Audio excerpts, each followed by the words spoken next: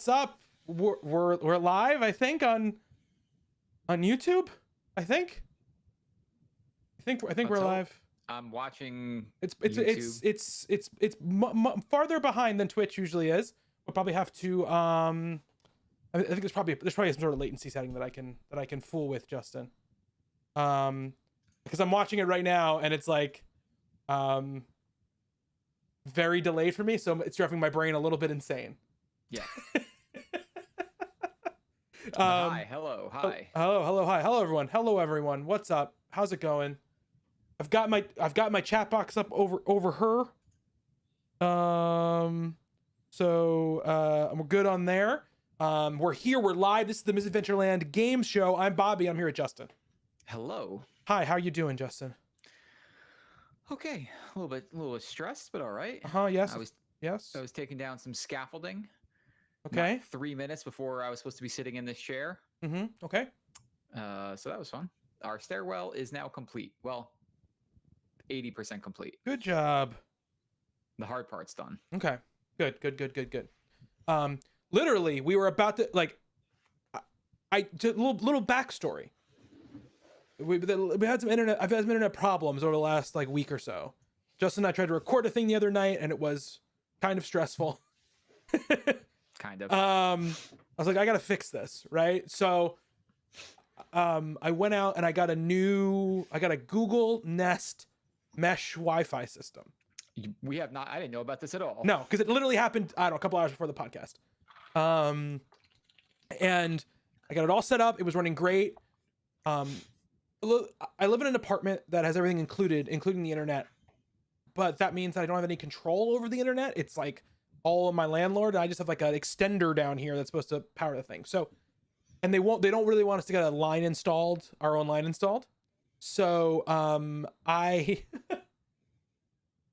was looking over options, and T-Mobile has the police are coming for me. T-Mobile has like home internet. It's like a 5G router, basically, you can get. It's different than a hotspot because it has no data limit. It's like $50 a month, and if you have a good 5G reception, you get pretty good speeds. So I've had it for a while, but I was like using it for just like everything but my office, basically, and my consoles. I was using that stuff just on the other internet. But the last couple of weeks, like for work and for this stuff, it's been like kind of spotty. And I've been getting frustrated with it. So I was like, let me see what the speed's like if the T-Mobile thing, if I put it all over the house. I did my check, and I get around 270, 280 down, and around 100 up. Well, that's obscene. I mean, it can vary. That's the thing. It is like cell phone internet, pretty much. It's funneled down, so it's really good and fast, but it can be a problem. So and it was working perfectly. I played Battlefield 2042, the beta, on my PC earlier just to test it to make sure the internet was going fine, the ping wasn't too bad, whatever. It was pretty good. Internet was holding up great. I speed tested right before. Justin joined. We were all getting ready to go, and then everything just died. It just died, and I don't know why. Like, it was like my router, my modem lost connection, whatever. So I reset it. Seems to be working now. Let's cross our fingers and hope everything is okay. I hope so, because I did spend $270 on this mesh Wi-Fi stuff.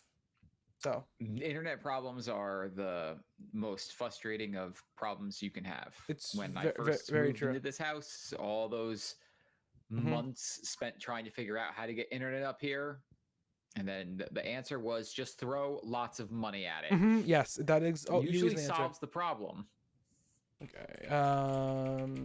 Just asking chat, how do we look in sound so that I can figure it out. Alejandro has his fingers crossed. I appreciate it. But yeah, we're live on YouTube. This is going to be the thing from now on. We are going to be doing YouTubes and going forward, that's what we're doing. So the other thing about YouTube is we're already pushing out double the bit rate that we ever pushed out on Twitch, because YouTube, the maximum bit rate you can do on Twitch is about 6,000 kilobits per second. On YouTube, it's like, just so you know, your bitrate limit is 51,000 per second. Okay. I was like, all right, hey Sky, welcome in. Thank you so much. But this is the Mr. Adventureland game show. We're gonna be talking about video games, mostly just about video games today. I don't think we have a lot of news to speak of this week. So I don't know if anybody left us any questions. If you have any questions, you can leave those in chat right here. Leave us some questions. I spent my day learning how to set things up on YouTube, adding mods and such. And hopefully it works. I also added Nightbot to YouTube. There's only like 3 commands in there right now. It's like socials, podcast, and I believe lurk are the only 3 things I have in there right now. It should work. I don't know 100% if it will work or not, because you can't test Nightbot in YouTube chat until you're live.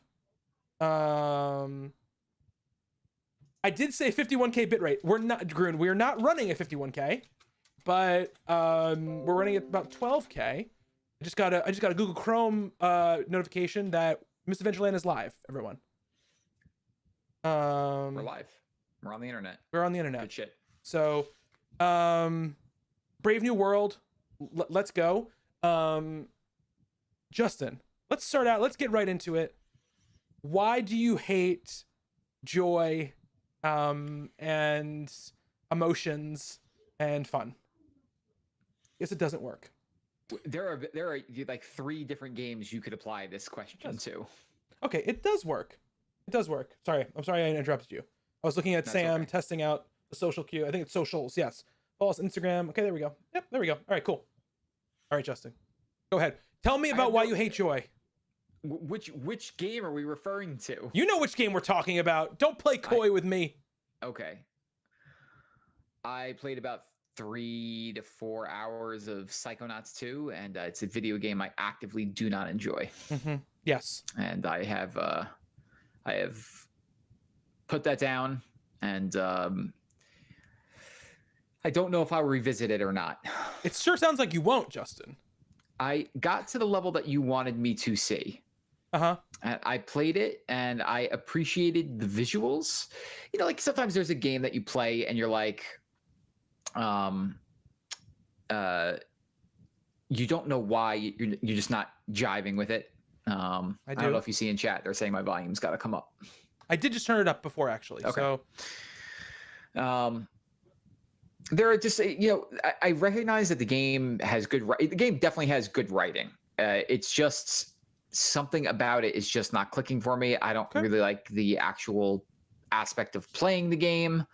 I have no like emotional attachment to the story. And I know you didn't either, because you never played the original Psychonauts. No, I did not.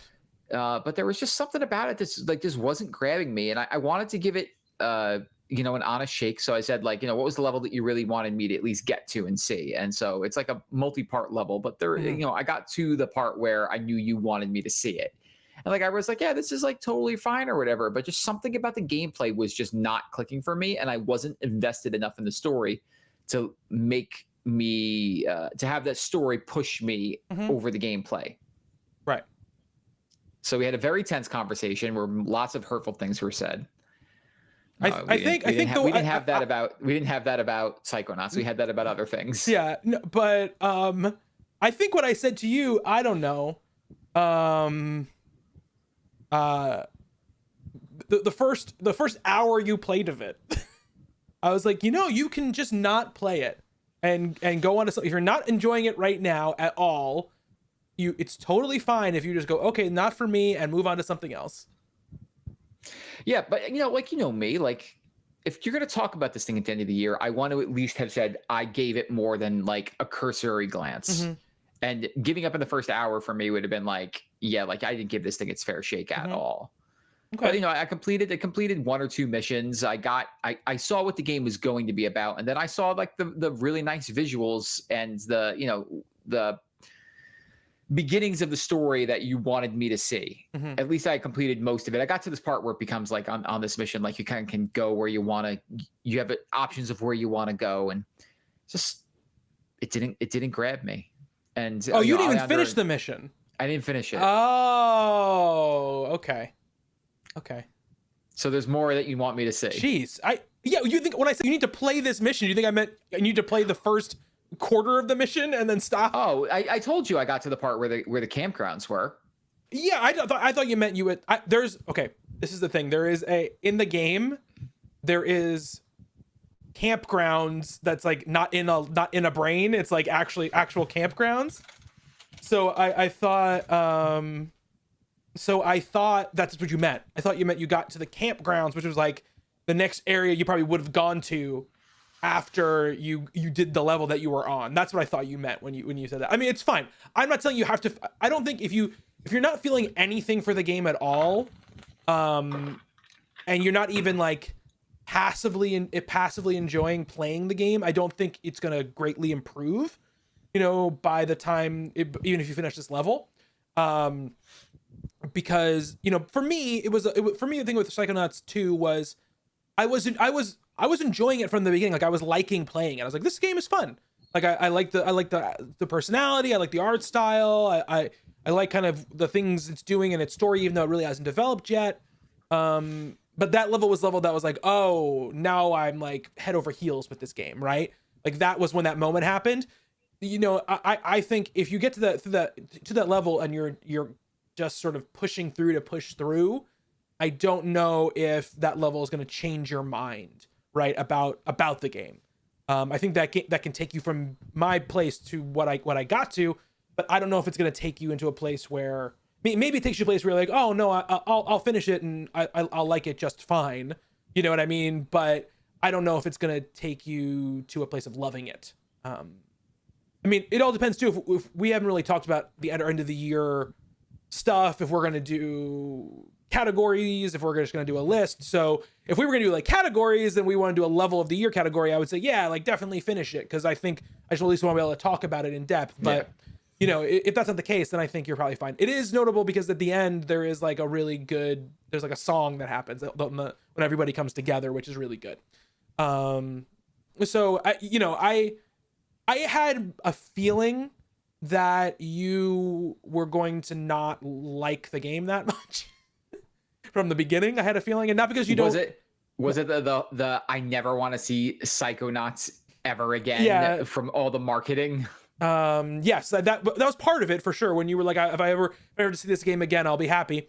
But just the type of game it is, like, not that you don't like platformers or you don't like story-based games, but I think like, I don't know, like the quirkiness of it maybe didn't seem like it was gonna like jive with your sensibilities. It's definitely quirky. Yeah. I was talking to a person who had a jar of piss for head as a head. Yeah. And I had to talk to them repeatedly because I couldn't win this stupid race. Oh yeah, on that race.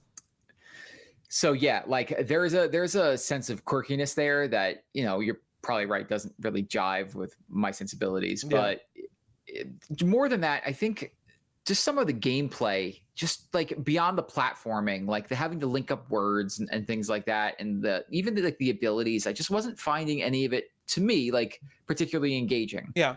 Mm-hmm. But that's just the way it goes sometimes. Yes, it is just the way it goes sometimes. Yeah, because I mean, I think where you're at is also where I think the story also starts to like actually show itself. Like those first few missions are very much kind of just setting up, I think, just what the universe is and where you're in kind of, if you're not aware of who Raz is and who the Psychonauts are, sort of getting you like to kind of realize who they are. And then, kind of moving past that into, okay, now here's the wider story of this particular game. You got to find these 3 things and do this thing. And this was the part of the game that really kind of hooked me in big time. But yeah, I mean, it's a shame. I'm sorry that you didn't enjoy it because I would like to have seen what you thought of the entire experience. But yeah, I just, you're a bad person, and that's just how it goes. It's, it is what it is. I accept my role as the bad person on this show. So I didn't relax. Apparently I didn't relax YouTube's Nightbot commands because it just censored you. Yeah, no. I'm also not a moderator, which, let me tell you, hurts my feelings. You're an owner of the channel. I thought it would just give you moderation abilities. I'm sorry. Okay, I'm sorry. Anyway, um, so yeah, so that Psychonauts 2, you weren't enjoying that. You want to talk about a game I didn't enjoy, but that I did see all the way through, Justin, so that I could have an opinion on it? Yes, please enlighten me. So there's a game called Kenna Bridge of Spirits that came out a few weeks ago. It first showed off at that big PlayStation 5 showcase, and I think we both of us took notice of it right when we saw it. Like, it's hard not to take notice of it. Yes. It's a good looking video game. It's a very, very beautiful game. And it is so we're talking about Psychonauts, which is a 3D action platformer, right? Which is kind of a throwback in its own right. It kind of feels like it's more in that in the Mario 64, like more platforming than action is what I'm trying to say. You know what I mean? Like, yeah. Kana. Sorry, it is Kana. Kina? No, it's Kana. They say most people say different ways in the game. So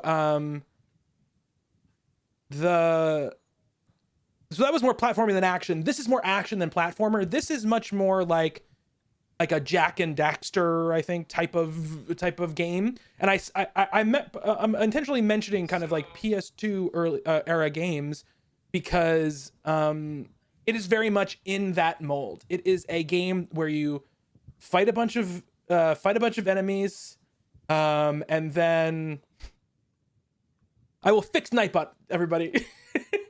You fight a bunch of enemies in kind of combat arenas, and you do some platforming, and you also solve some very light puzzles, right? And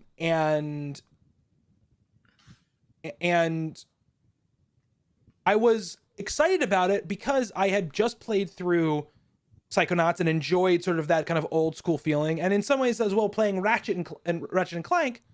I almost said it in a very weird way. Ratchet and Clank, Rift Apart, similar, right? It plays like a Ratchet game that gives the grounds of the PS2 era, but in a very good, kind of really good feeling way.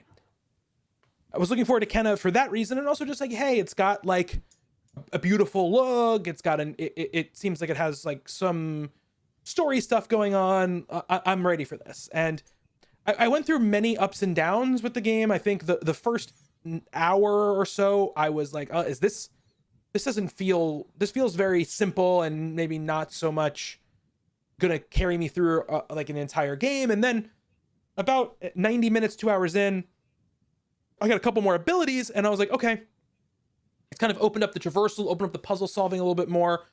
I'm enjoying this, and I'd say for the next couple of hours I was enjoying it, and not wanting to devour it, but enjoying it. And then at a certain point you get an ability that lets you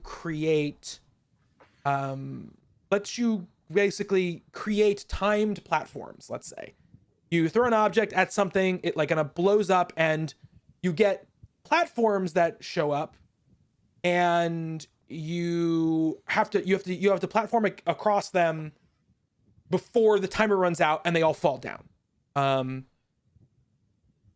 I would not say that Kenna's strong suit is its platforming or its platforming mechanics, the tightness of the platforming, the, let's say, edge detection of when you're on a platform and not on a platform, not its strong suit.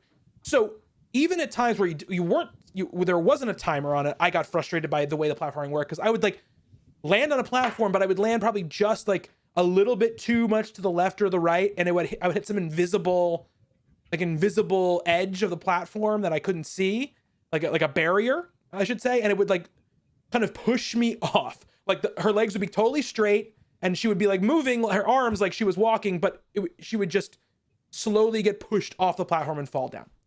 And then when you added these time things in, which is kind of the whole third of the game, you're doing stuff like this, I got really frustrated by it, because I was doing the thing they wanted me to do, and sometimes it just wasn't registering that I was doing it, or it was, it was being consistent or whatever. and it really brought down the experience to me, for the point where by the end I was pretty just sour on it. Like, I was ready to be done with it. I finished it, and How long did it take? It took, I think my clock said like 10 hours or something like that. At a certain point, I also knocked the combat down to easy. I put it on story mode, because the combat encounters can get rather difficult, and to me, it wasn't the kind of combat that I wanted to get better at. It didn't feel like a game where if I mastered this combat, I would be really satisfied with myself, like you do in a Dark Souls game or like God of War or whatever. I didn't have that feeling, right? The combat felt a little bit, there wasn't a lot of weight to the combat. When you hit something, it wasn't satisfying. The abilities and everything were fun, but in combat mode, unless you're using the slowdown abilities, very hard to like aim a bow at a moving creature, because it was just the way things were sort of how the mechanics were. It was difficult. By the end, I felt like, in my opinion, the game is getting kind of a pass based on its visuals. I feel like if this game looked like, I don't know, a normal indie game, let's say, an indie game that didn't have like this level of animation, and let's say wasn't promoted heavily by, I don't know, Sony, that people would either ignore it or be very harsh on it. And I think that because it looks so good, and because it has very cute, like little sidekick characters and stuff like that, it gets a little bit of a pass. And some people might not care that the game doesn't play great, and that's totally fine. But the game is at times extremely story light. Like, it's not as much of a story game as maybe you might think it is. Like, there are big moments that are story focused, but for the most part, you're just walking. You walk on a linear path. You get to a combat arena. You fight a bunch of things. You clear some of this space away, and then you're on to the next thing. And it has some effective story moments, and the cutscenes, which, unlike most games now, which are, they're doing in-engine cutscenes where it's basically the game still running, but they're just kind of moving the camera around and stuff like that. So, so they can do those smooth transitions between, hey, we're in a cutscene and then the camera pulls back and now we're fighting, or whatever. It has pre-rendered cutscenes. And the reason they do it is because Ember Lab is made up of animators, like, movie animators, and it looks great. When it goes in those scenes, it looks amazing. It looks like a DreamWorks movie or whatever, or like a Raya and the Last Dragon, like Disney type of movie. It looks fantastic. But the playing of the game is just kind of, it's very mediocre to me, to sometimes frustrating. So I came away being like, this game was good. Like, it was totally fine, but it did not grab me in any real way. And I think what if Ember Lab can figure out the gameplay side of things, then in a future games, I think they can do something special, but this game is not it. And the price, it wasn't a full price game, right? No, it it's was $40. $40. It's $40. Yeah. Like I said, if that visual style is appealing to you and you want something that is, there's a lot of big open world and complicated games that come out now. Almost all games are like that. And this game is not that, right? This game is a simple kind of throwback game that that is very low yield to get yourself into. And if you have trouble with the combat, you throw it down a story mode and you'll be able to get through it pretty fast.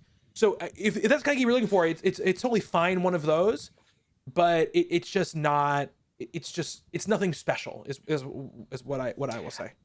I really wanted to play it, and when we saw that Sony showcase, that was one of the standouts for me. And every time I've seen it since then, I thought like, this game looks incredible. Like, yeah. And then you hear like, oh, it's shorter, and all right, no, that's like, look, this time of year I have no problem with short games, but after listening to your thoughts after playing it, seems like one that I'm going to be able to hold off on while I try and chew some other stuff that we've got lined up on the docket out of the way. Yeah, for sure. And again, like, it's something that, you might have a very different reaction to it. Who knows, Justin? I don't know. But for me, I was disappointed. The things that we differ on, this doesn't seem like one of them. No, it's not the usual things that we differ on. like hard mechanic, like basic mechanical things we're usually pretty aligned on, you know? Yeah. So if mechanics aren't good, like in fact, if either of us, I am more the person to be like, the mechanics are a little bit iffy, but all the other stuff is so good that like I don't care, you know? Yeah. And you know, like if you think like if you thought like the platforming in Psychonauts was like just okay, then this game it's like a whole it's like a whole other huge step down, you know?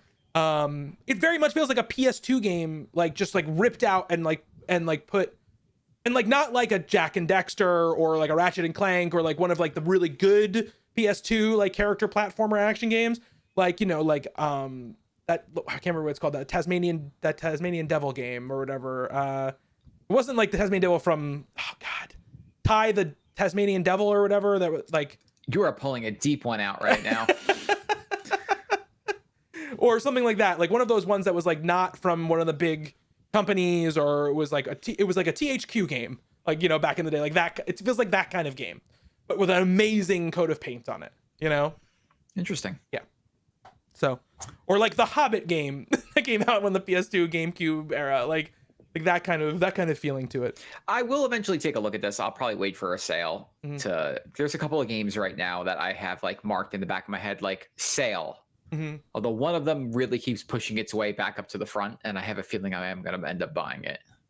Is that game Far Cry 6, Justin? No, not that one. Okay. That one I do want to play that. But Ty the Tasmanian Tiger. Thank you, Alejandro. Thank you. I don't even remember that game. If you saw the cover of it, look up the cover of it. Because I think if you saw the cover of it, you would be like, nope. No, really? Nope. I'm looking right at this thing. I have no idea what this is. Really? Oh, hang on. Wait, maybe this cover. All right, this cover, Tie 3 looks a little bit familiar to me, but yeah. Oh, so yeah, like I do want to play Far Cry 6, but you know, I have other things I need to clear out of the way first, and you know, it's a Far Cry game, so I have no problem waiting until Black Friday when that thing is like $40, and I'll pick it up then. It's that dumb Hot Wheels game. Oh, geez, Justin. I really want to play the dumb Hot Wheels game. And you know what? I ended up showing it to Angela last night, and she was like, "You should buy this," because Finn loves Hot Wheels cars. He loves them. He has like 10 on my kitchen table right now. And, you know, I was showing her like, you know, just like I was watching IGN's review of it, and she was like, "You should really buy this." And I was like, "Don't give me permission to do things like this. No, stop." But that's another one that I'm waiting, because it's like $50. If it was 40, I'd be like, well, you know, I could probably do that. That's like two $20 bills put together. What about Cruisin' Blast, Justin? That's the one that I'm. That's the one I'm into. That's the one I'm interested in doing. It just right. It's the only thing you can get it is on the Switch, and I just can't picture it running that well on the Switch. It runs at 60 frames a second on the Switch. It's also $40. Yeah. But at least with Hot Wheels, there's like a Cruisin' Blast only has like 5 levels or something like that, right? Like it's kind of short. I think so. Yeah. That's another one that I will eventually get, but I'm just hoping. I mean, Nintendo games never go on sale, but it's not a first party game. It could go on sale. But the Hot Wheels one, there's like nostalgia in that for me, even because I was like, well, I want the Turtle Van.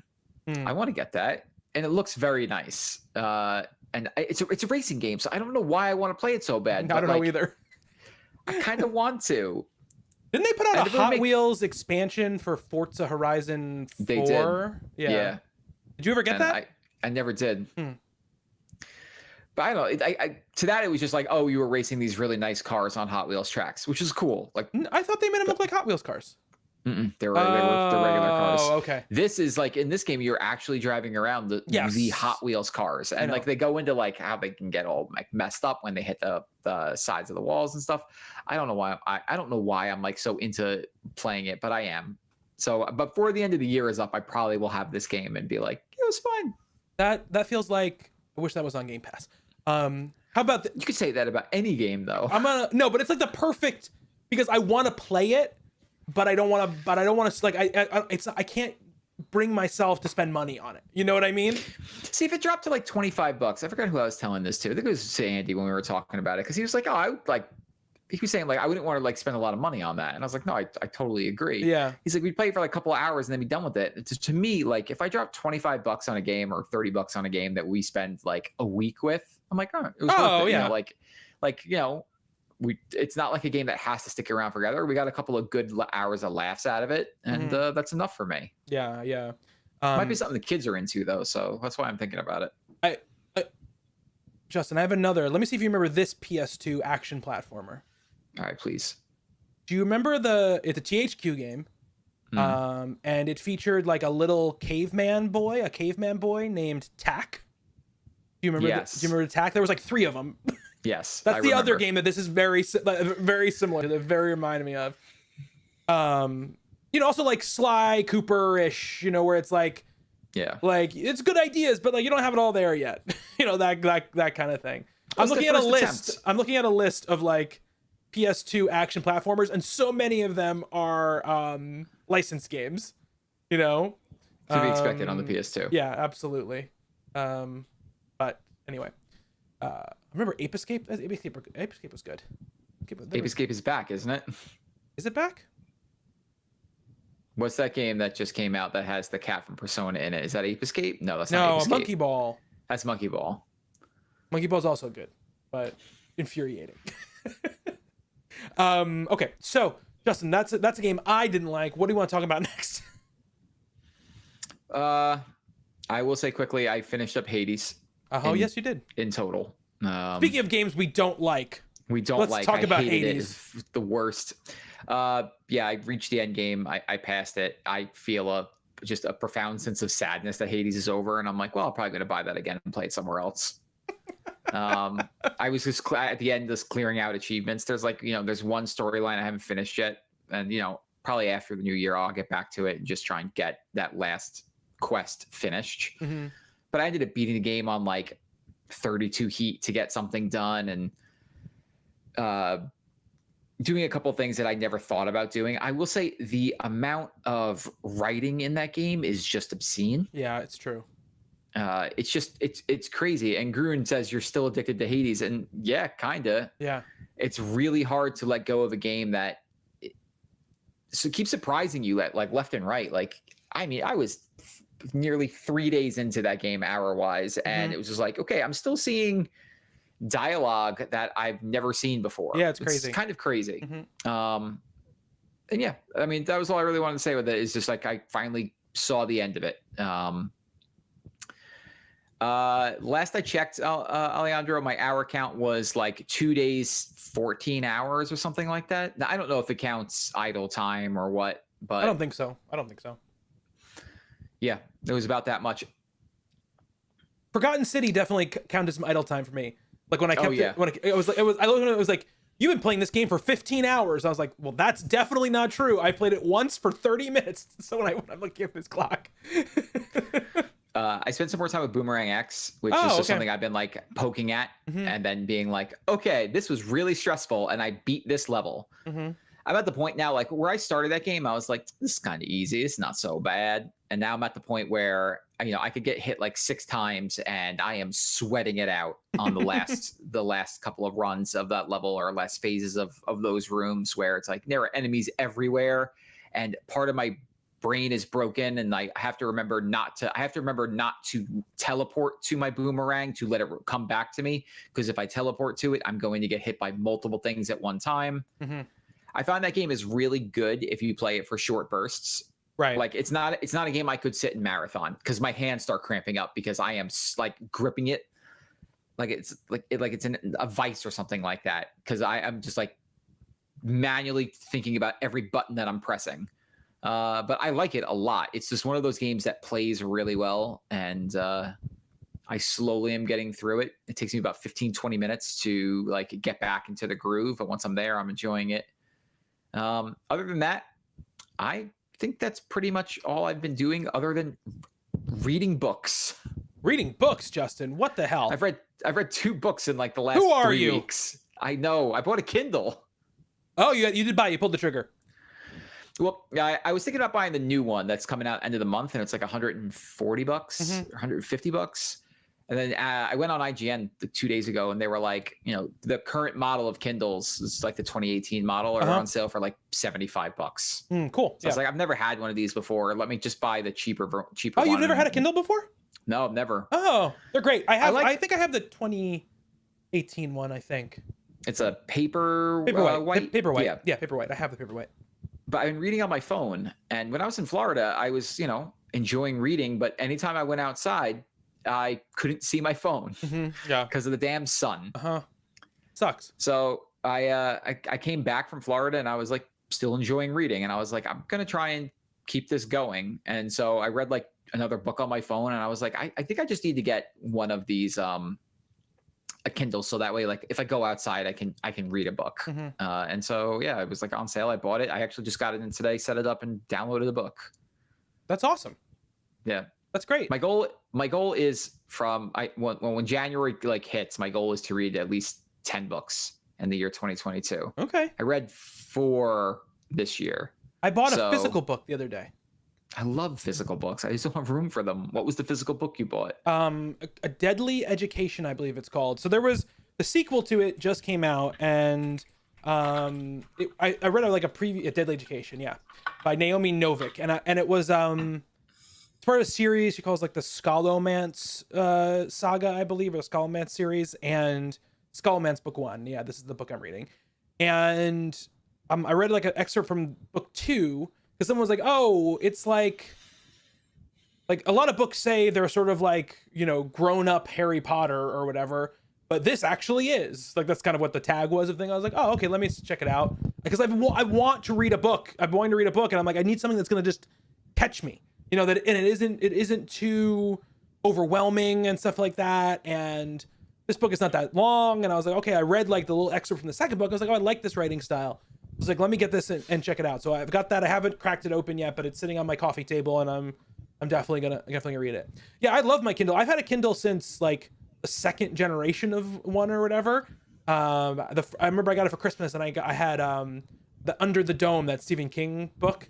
It was like the year that Under the Dome came out that I got that Kindle. Under the Dome is the only Stephen King book I've ever read. Did you enjoy it? I did. So you should read other Stephen King books, because there are much better ones. But I mean, there are better ones, but it gives you a very good idea of like what a Stephen King book is. It's very long. It's got a lot of characters, and it goes a lot of weird places. Like that is kind of like his sort of telltale stuff. So you should definitely read some more Stephen King books. If you liked Under the Dome, I think you would definitely like some other stuff. But yeah, I would like to read a little bit more this year as well. What was I going to say? I've chosen to read when we're going to have a very busy year. Yes, we'll have a very busy year, but still, you need something that's not video games. Yeah, I am. I'm trying to branch out and to do other things, so I can't just say like my entire life is video games, because I've slowed down a lot on comics. I'm still enjoying, my unlimited subscriptions with those things, but, I'm I still love my sports, but, I'm trying to just branch out into other things. And like, I really enjoy reading. So I want to keep that going. And it helps because, Andy, I've read the Bible like 13 times. Who are you talking to, Andy? God, come on. It helps that we have a former host of the show, Kelsey, yes, is basically turned into like a full-time booktuber. Yes. So I've been talking a lot with Kelsey about different books, and Kelsey has a habit of disliking every book I've ever recommended to her, and as well she should. Is not very quiet about that. No, ever. I mean, would you expect her to be? No, never. Funny story. I asked Kelsey, would you like us to play would you like our thoughts when we play the video game that you are currently in the process of coming out? And she said, absolutely not. I don't want your opinions. Okay. So I'm going to be sure to give them to her. That's really funny. Yeah, but yeah, she's been a big help in helping me find like, okay, if you liked this, try this. And then if you like that, try this. I had just read a book called Dark Matter which if you like sci-fi, it's probably one of my favorite sci-fi books ever. Deals with like one of my favorite ideas in science fiction. And then she's like, oh, well, you like that? Read this. And then I went to that book that she said, read The Humans, by I think it's Matt Haig or something like that.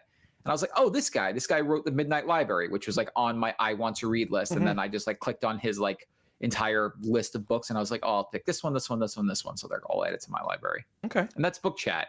That's book chat. Hashtag book chat. We're stealing Kelsey's thing. Yeah. So, but back to video games, Justin. We played some betas. Go ahead, yeah. We did play some betas. Played some betas. Well, quickly, right after we finished recording this podcast last week, I believe we played the Halo beta, I think. We did. Yes, that's right. Or maybe it was the next day, but it was very soon. Yeah, it was very soon after it. And yeah, it was my first time playing. And Justin was furious with Andy and I about our reaction to the Halo beta. It's not my fault. You guys just don't like joy. Which both Andy and I were like, like it's campaign first for us, like with Halo, which is true. I mean, I played more Halo multiplayer than Andy, who had never played it until we played that beta of Halo Infinite. Which is crazy. Which is just fucking crazy. But I had fun.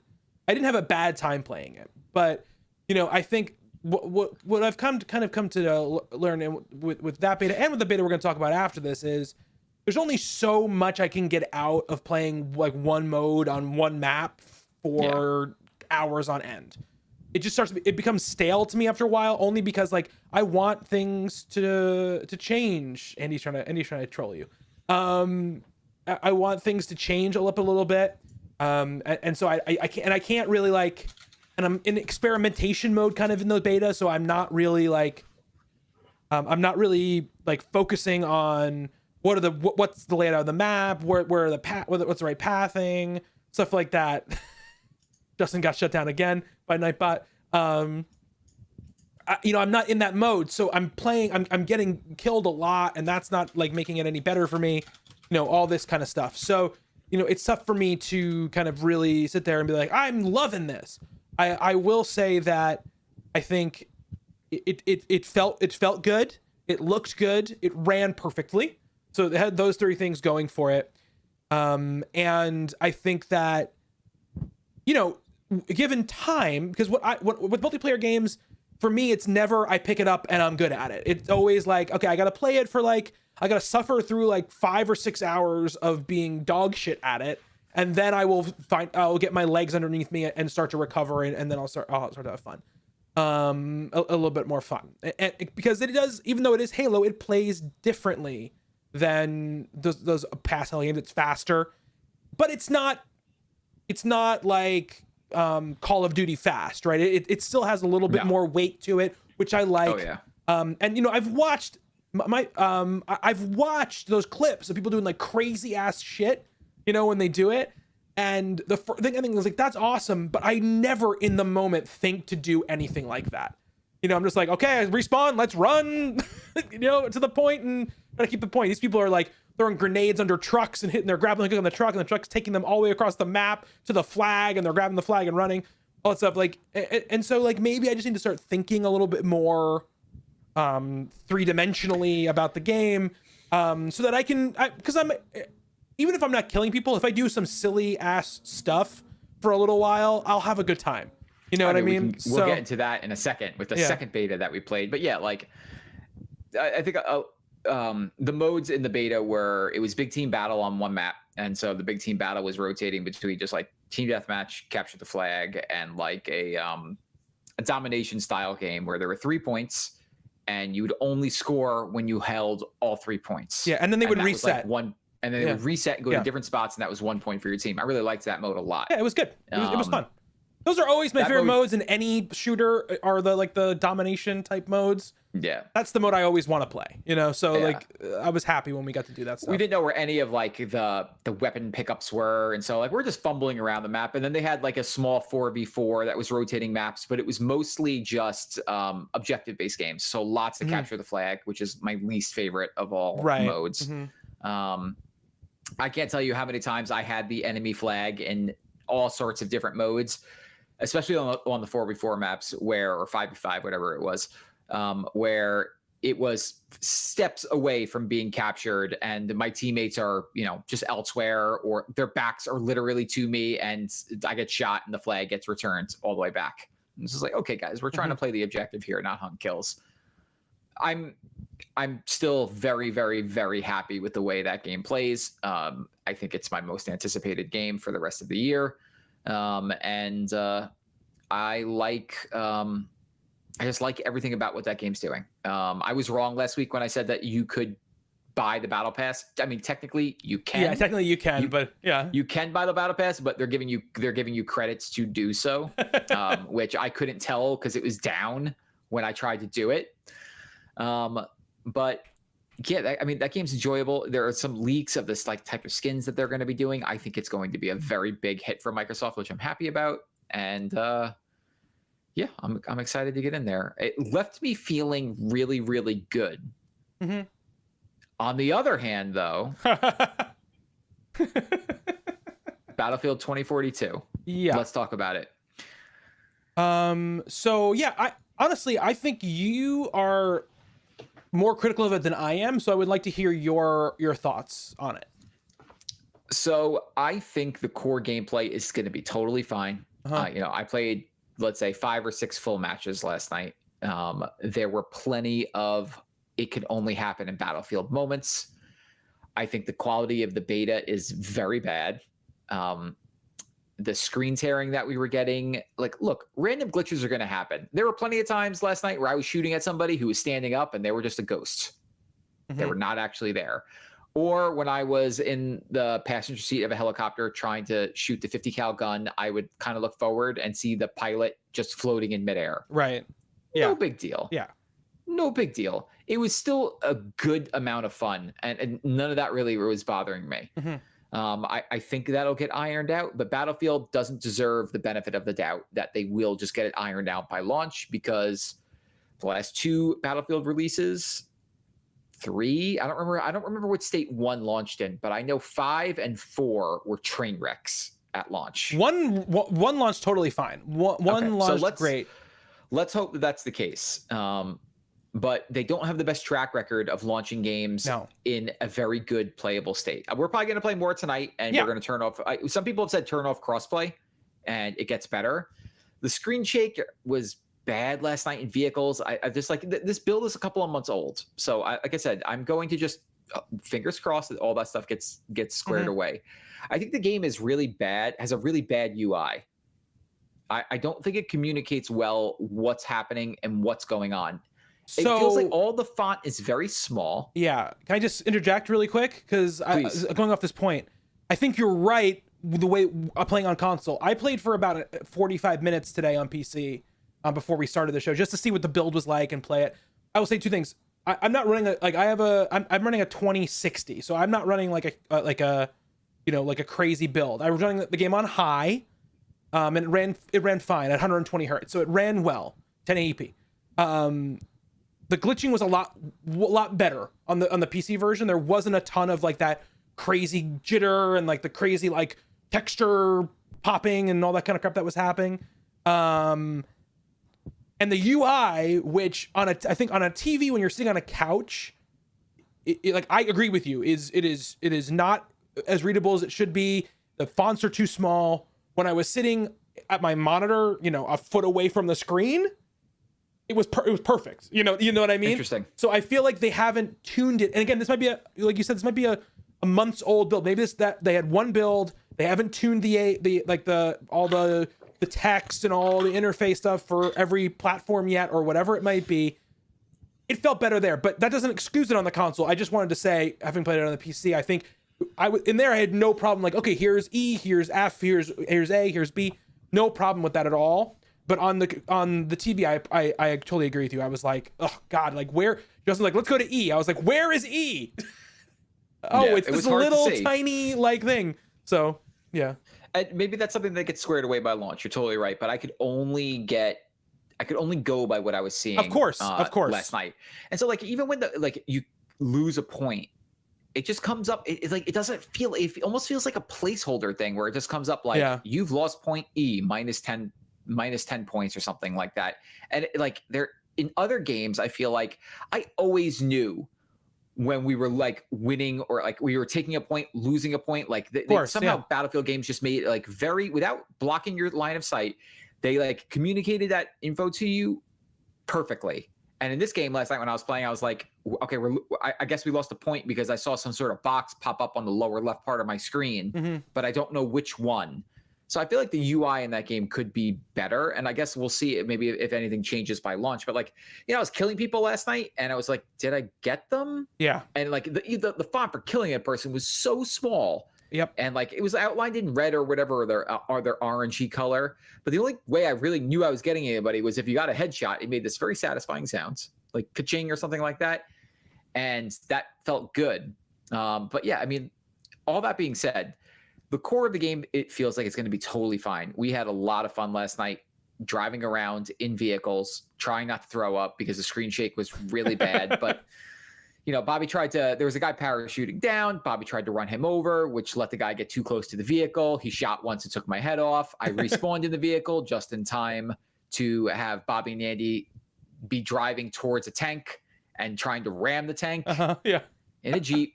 And the tank blew us up. Yep. Which led to me yelling at them. Why did I respawn with you guys? All that stuff is like those Battlefield moments. They're there, and they were a lot of fun. I'm just, I'm slightly hesitant because I thought that was a pretty glitchy beta. Very glitchy beta, yes. And I think with the game only a month away, you can 100% see why they delayed it the month that they did. And I have a feeling that when it shows up, we're going to be like, they probably should delay it a little bit longer because it needs a little bit more work. I mean, Battlefield 4, when it came out, was a disaster, right? That game was like bricking, consoles and like crash, the multiplayer matches couldn't stay up. They were it erased my campaign progress 4 different times. Yeah, it was a huge mess. 5 had some issues, but was nothing like 4, right? And like I said, 1 was really good when it came out. So we'll see what happens with this one. My feeling is it's going to be shaky at launch, and then, but I will say, like when the big things happen, like when the rocket takes off or explodes, it doesn't seem to make the performance any worse. So I that's probably at least somewhat of a good sign. I'll say like game feels good. I like that new attachment system they have where you hold down the bumper and you can like pick between the attachments on the fly. You don't have to make like a loadout first and stick with that loadout through a whole life in the game. If you need to switch from like, okay, I'm in a short range encounter now, but okay, now I'm on this roof and there are people like kind of distance from me, I can switch my scope to my long range scope and my muzzle to like a more like stable muzzle and then go, and I think I like that a lot about the game.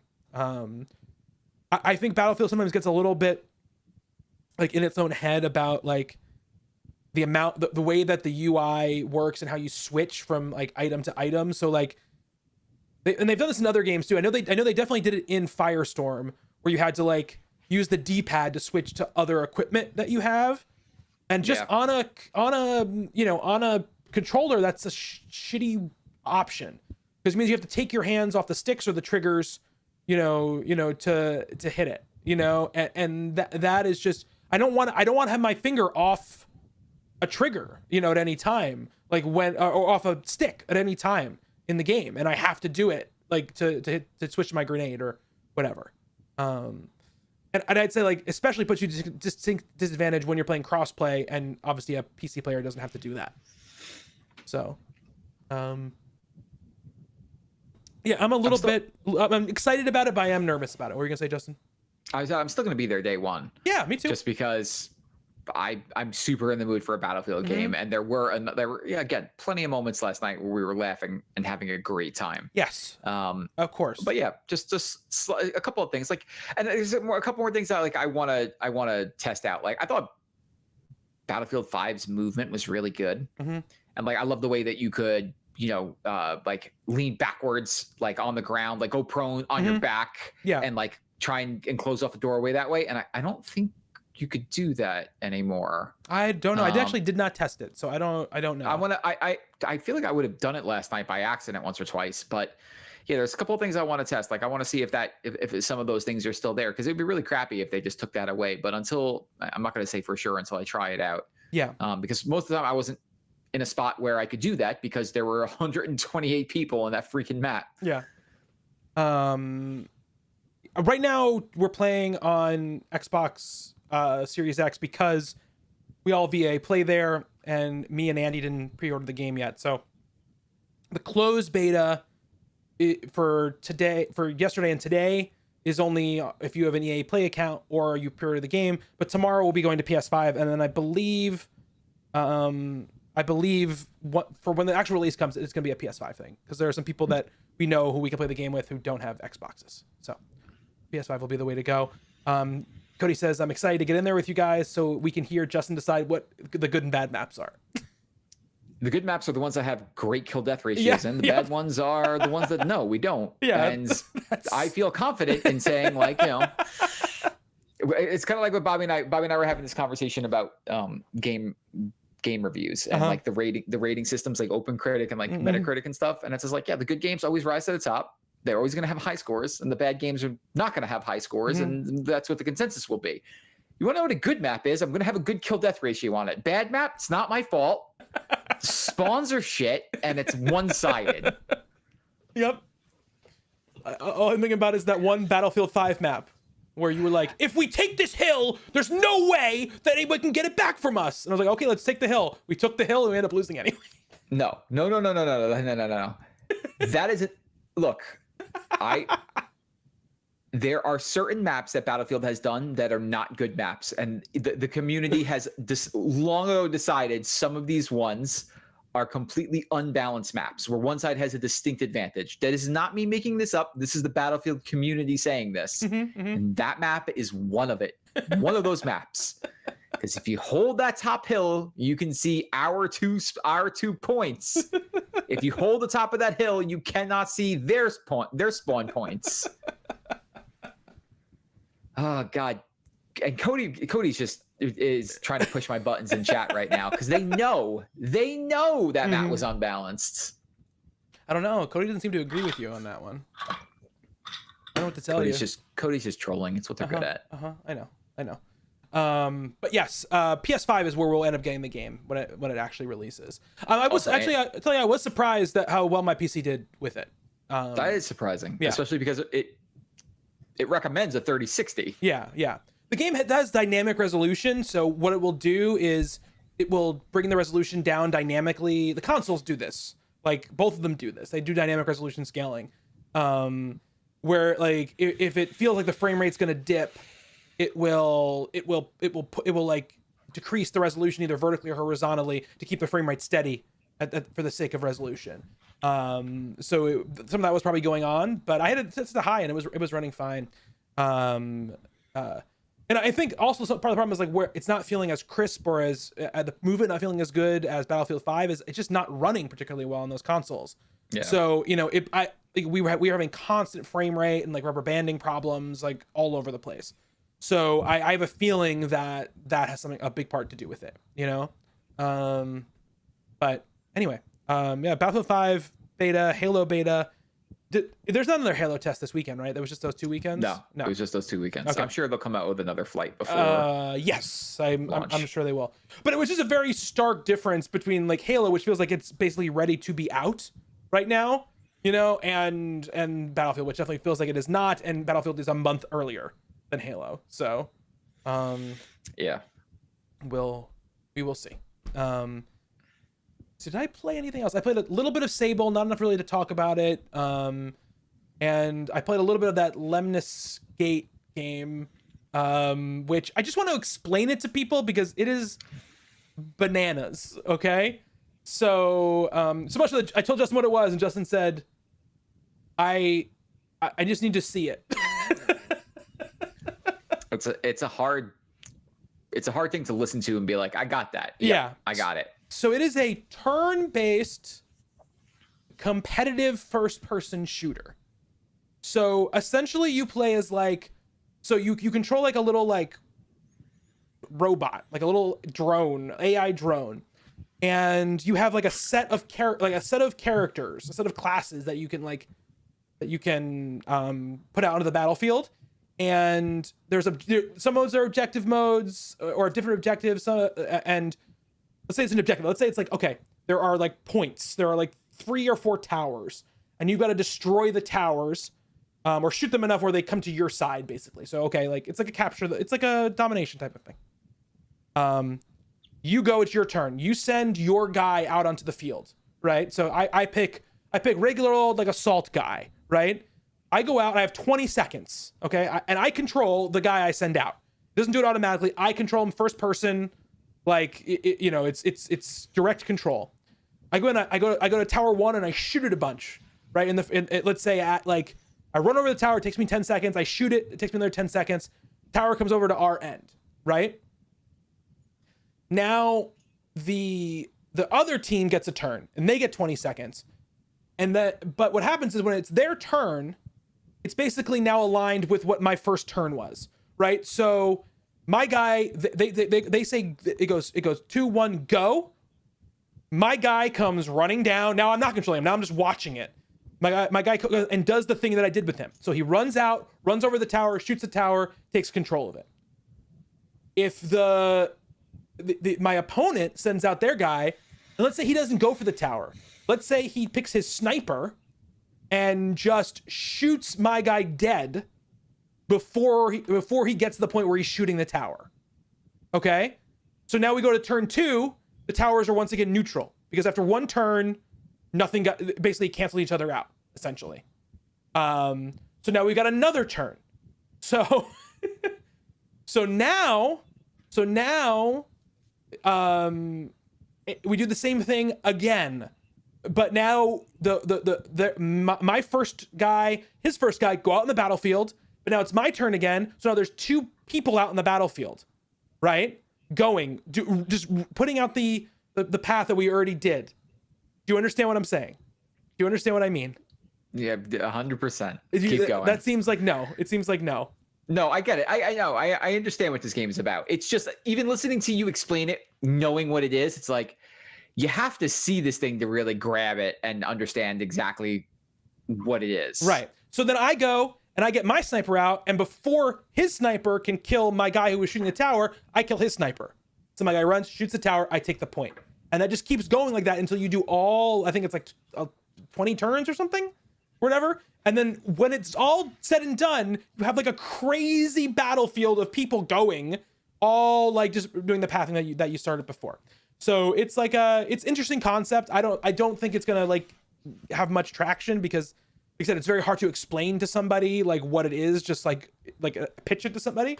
But it felt like something, oh, I could play this for like a night and just experience it and see like what it's all about. So it's on Game Pass. So there you go. Justin, there was something I wanted to bring up. I forgot from news. The developers of one of your favorite games, Dead Cells, is launching a game this month. That's right. Called Nuclear Blaze. You're a firefighter. Huh? Mm-hmm. I'm in. I mean, you just had to say one of the developers of Dead Cell, and it was like, all right, yeah. Well, I'll at least check this out. Yeah. It looks like it's probably going to launch in early access, which means I'll buy it and then not think about it for another year until it's done. It doesn't say early access. It just says, and it's coming to PC via Steam on October 18th. All right. It doesn't say anything about early access. You're a firefighter sent to uncover the cause of a blaze that broke out at a mysterious military facility. Things aren't as they seem, save for the walls of flames that can melt your face off. You'll douse scorched areas using your trusty hose while uncovering secrets and hidden plot details that expand the narrative. The gameplay promises to retain the smooth maneuverability of Dead Cells as players leap and roll across explosive areas. Take a look at the game's reveal trailer below. Okay. Yeah, it doesn't. I mean, this is the Game Informer story. It doesn't say early access. All right. Early access. So, well, that's pretty awesome. A little service announcements here over on the YouTube. You know, probably you should reset your Twitch password, by the way, because it got hacked and all that shit got leaked. Twitch reset everyone's stream key today, because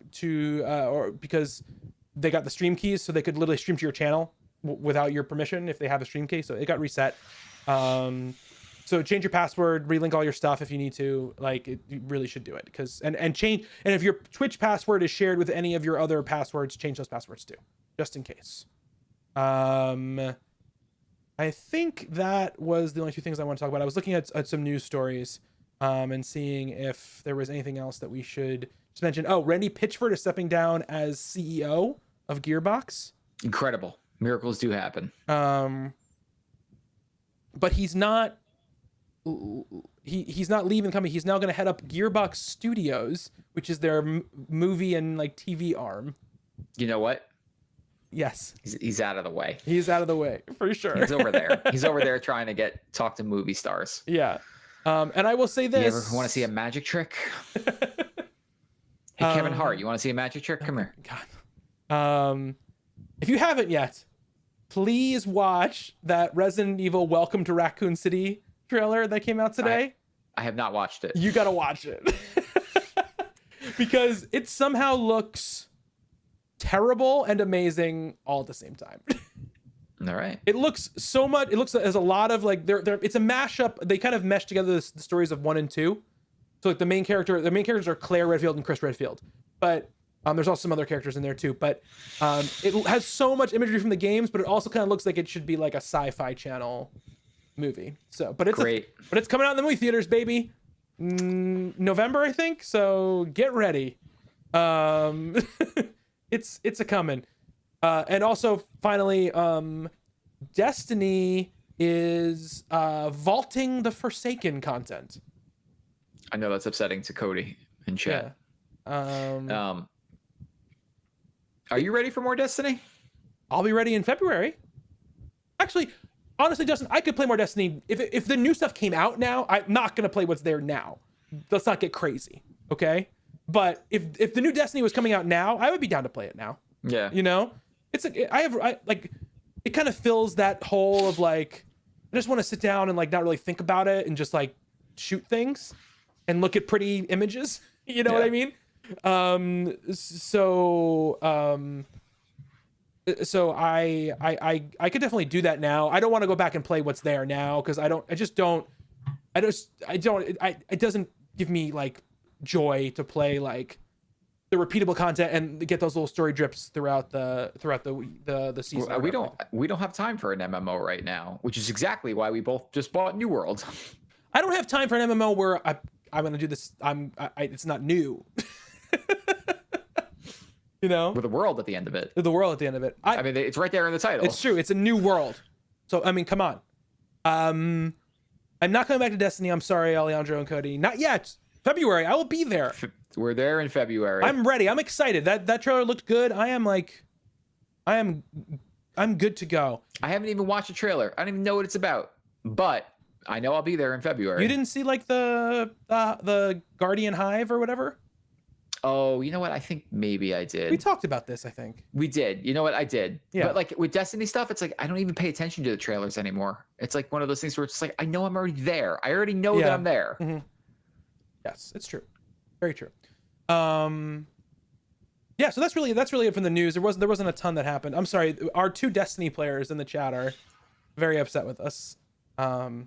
Justin, I made you a mod, by the way. Oh, it's nice. It's nice to have the power back. Andy will be there. I'm sure Mark will be there. We'll be ready to go. I'm sure we'll play 3/4 of a raid and not finish it. Cody, will we be able to do Vault of Glass when it comes out? Because I would like to. I have not seen Vault of Glass. Why wouldn't we be able to?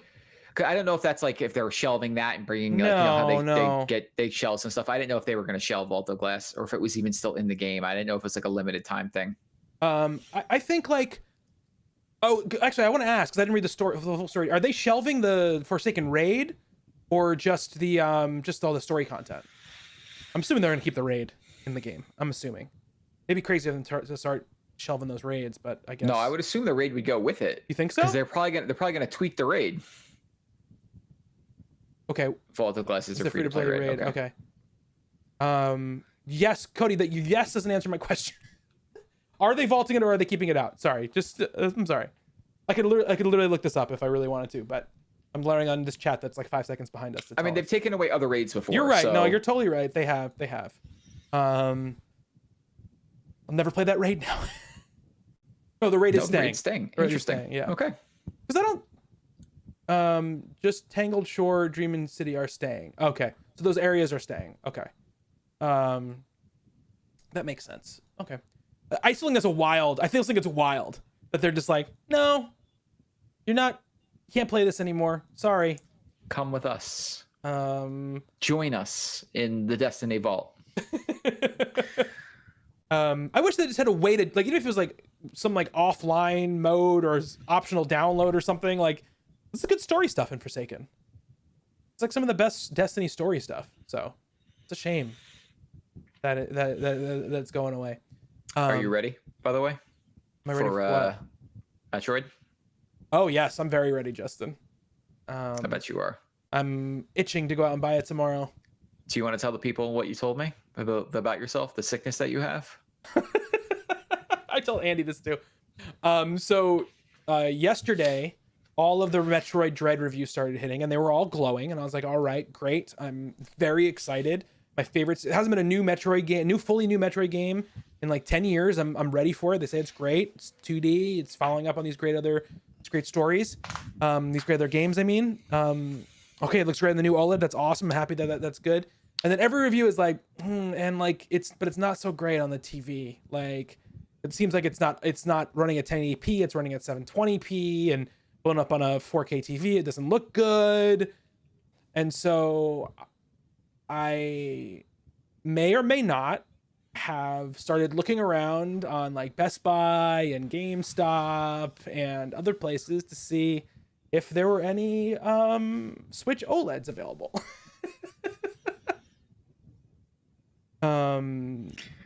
There was not. So it saved me from myself. I did see though that GameStop is offering for a regular ass Switch, launch Switch, $200 of trade-in credit. Really? Yeah. So I could trade in my Switch and probably like 2 or 3 games that I have and barely pay anything for it. I happen to have 2 Switches. You do. So if it shows up at GameStop at some point, I might just do it. You know, I honestly might do that. I really wanted to wait for the Switch Pro. But yeah, because I don't know if I would play it handheld. I'd have to see it. If you got one, I'd have to see it and see how it feels in my hand. Also, like, a Steam Deck is coming. It is, which is the reason why I didn't do it. I didn't do it. Cody, we didn't talk about the OLED reviews because like it's weird for me to talk about reviews of other people said. Everyone said it's great. Like I watched the Digital Foundry video and they were like surprisingly positive. Yeah, super impressed with the screen. They said the screen this is the best screen that's ever been in a handheld device, like bar none.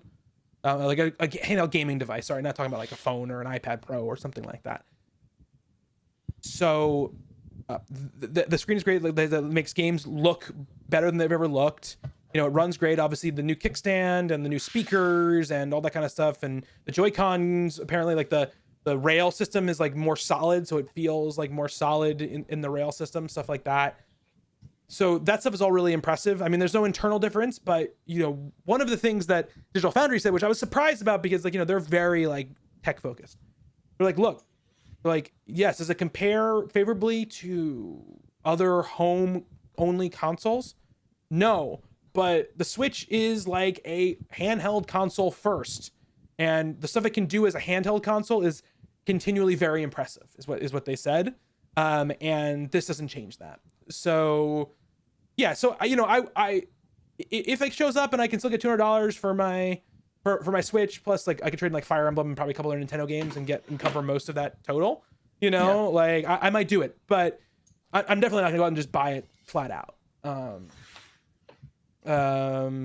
mean, for if I get $200 and replace one of the Switches here, you know, my dad's Switch or whatever, and replace, you know, for $100, get the OLED version for Jorah. Yeah, I would probably do that. Yeah. So, you know, again, like it's one of those things where would I necessarily like I would like to think to myself, yes, if there's this beautiful screen on it, I would be playing it handheld, and I do play my Switch handheld, you know, a decent amount of the time. Probably like when I'm playing Switch, like 25% of the time I probably spend on in handheld, maybe 30%.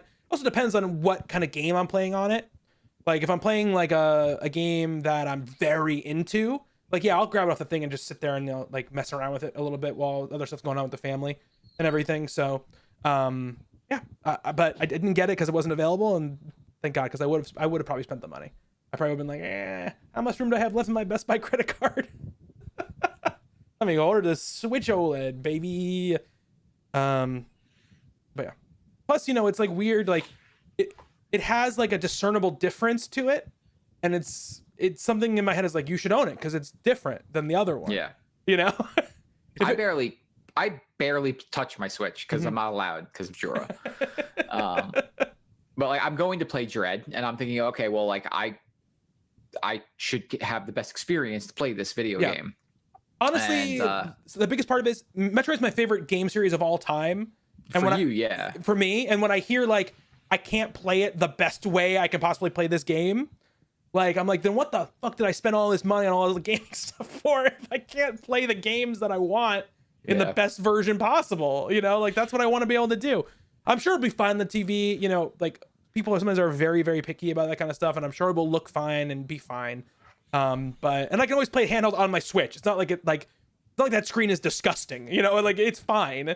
But there's just better out there. There's just a better one out there. You know what I'm saying? And come on. Don't need this filth anymore. Just take your regular Switch and throw it out the window. I don't need this LCD. Look at the size of this bezel. Too much bezel. I want more screen. That's what I want to say. Too much bezel. But yeah, I'm very excited. Full of impressions next week on Metroid Dread. I'll be playing the crap out of it. My goal over the next week is to like dig deep into Deathloop and maybe finish that game. I find myself doing this one stupid thing in that game that I really should just not do, and I keep trying to get through Charlie's Maze in Updam or whatever. I've tried it like 5 times, but every time I fail, I need to restart the loop and go back to afternoon, go back there, and I missed it by like 3 seconds on my last one. And it's not even like I could see the gun I'm gonna get. It's like a really great version of like a single shot rifle, which I won't use. But it's like, but I want it because there's a trophy for it, and it's also a thing in the game that I just want to do. I have to come back to that. Did you do the thing that makes it easier? Yeah, I don't know what I've done it a few different times where I went in there and I clicked and it was like cheat or whatever. Yeah. But I don't know what it actually does. I don't know either. I just was wondering because I saw that same thing. Anyway, you should not just keep doing that one thing and progress to I really need to actually go see another map. Progress to the video game. I'm gonna play Metroid Dread, and then I also am my to-do. Been very good about knocking off to-dos for games in the last couple of weeks. Extremely. So maybe better than I've ever seen you do. Yeah. Metroid Dread gonna get knocked off that list because I can't imagine it's like insanely long. I'm guessing it's like 15 hours long at the most. I'm guessing. Gonna go back and finally finish Resident Evil Village, get that done, and then it's Life is Strange. I gotta finish that because I can also give you that disc, Justin, as well. Not that you'll actually play it and you'll break Meg's heart because you won't play it.